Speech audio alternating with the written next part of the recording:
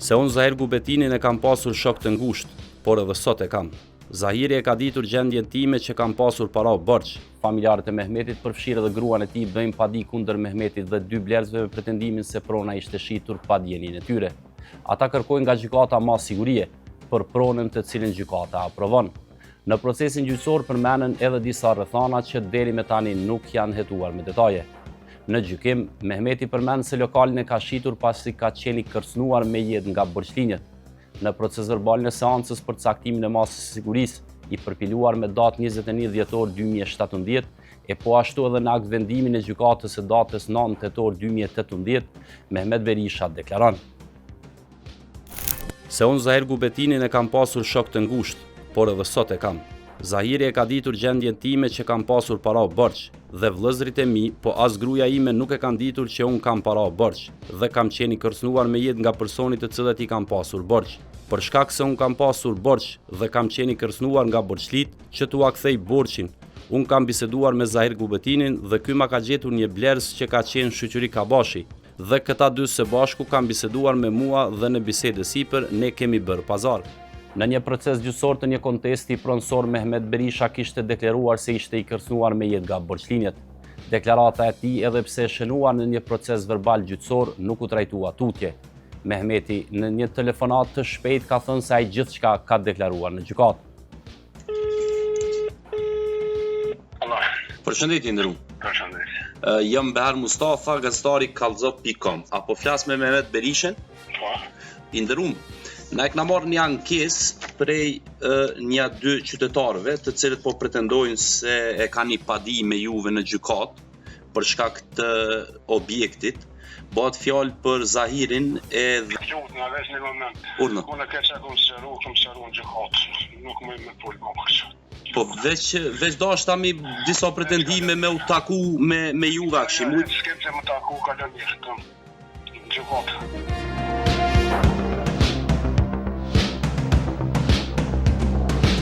Me i qartë në këtë pikë është avokati i familjes Berisha. Ai tregon qartë se prona u shit për të larë borxhet e fajdeve, ndërsa autoritetet heshten.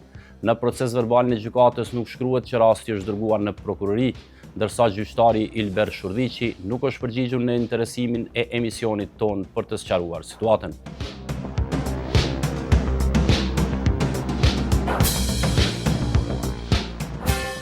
Unë këtë landë kam marrë në vitin 2038-2023, jam autorizuar nga të njëjtit për një kontest lidhur me një padi për të cilët këta të sipër cekurit e kanë bërë kundra Mehmet Berishës, Kolegjit Biznisit dhe kompanisë Toni.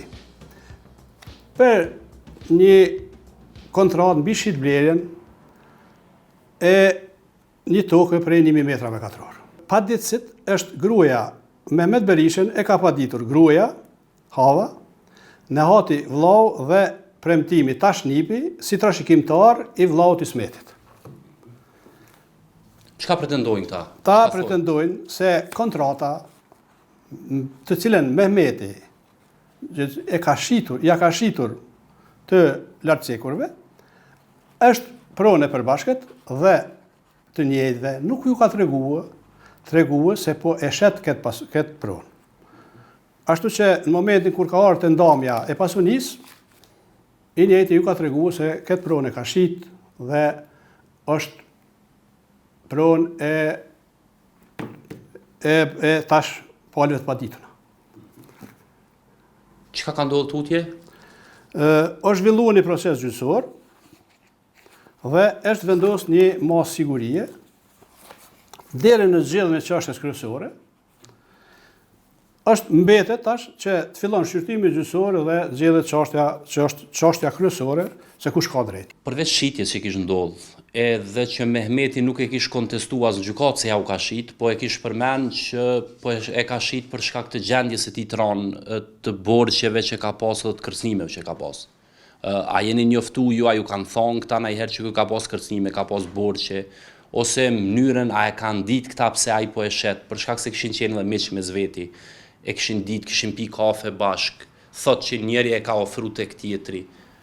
Po, kam dëgjuar edhe unë se këta kanë qenë miq, kanë qenë shokë pandashk, dhe ata sigurisht shokut i ka treguar, edhe Mehmeti ka treguar se është në gjendje tronë ekonomike për shkak se ka marrë fajde dhe borxheve.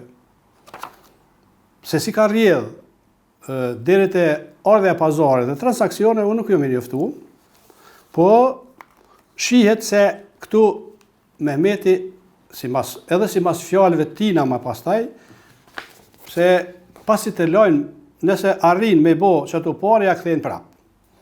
Masane, mirë po, në të njëjtën kohë, gjithnjë sipas Mehmet Berishës,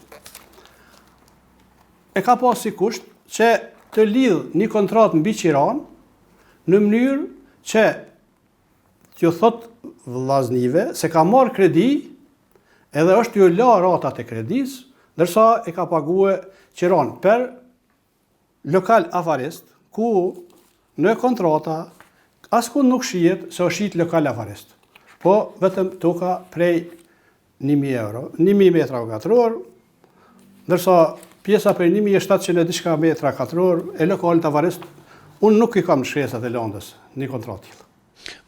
A ju ka tregu vllaznive që ka marrë fajde, apo veç këtyre që jau ka shit lokal? Nuk jam i sigurt. Ata kanë thonë ty klientu që... Nuk jam i sigurt, nuk më ka thonë. Nuk jam i sigurt, mirë po, të gjithë e kanë ditë se ajo është i zhytur deri këtu, është i zhytur deri në fyt në borxhe dhe në fajde. Po rreth kësaj situate unë nuk kam biseduar me ta. Po du me të pyet pak për shkak të përvojës tonë të gjatë si gjyqtar. Mehmet Berisha, para gjyqtarit Ylber Shurdhiqi, pretendon se ka qenë i kërcënuar me jetë prej borxhlive. Nuk i quhen fajdegji, po i thët se ka qenë i kërcënuar prej borxhlive dhe për atë arsye Zahir Gubetinit edhe shoqëri Kabashit ja ka shit lokalin. A o dasht gjyqtari kur e ka dëgju se dikush po thët se është i kërcënuar me jetë me ndërprej seancën ose me marrë ndonjë veprim me njoftu prokurorinë ose dikan? Rreth asaj çështje unë nuk mund të deklaroj, për arsye se edhe deklarata e Mehmet Berishës se është kërcënuar prej borxhlive nuk më ka dogë se është kërcënuar prej po është kërcënuar prej fajdegjive. E borxhlitë dhe fajdexhit besoj që ndryshojnë. Në qatë aspekt, sigurisht më menja mua se nuk e kum dëgjuar asnjëherë se ka thonë jam kërcënuar prej borxhlive, po çdo herë thotë jam kërcënuar prej fajdexhive. Cilë kanë qenë ata, unë nuk e di.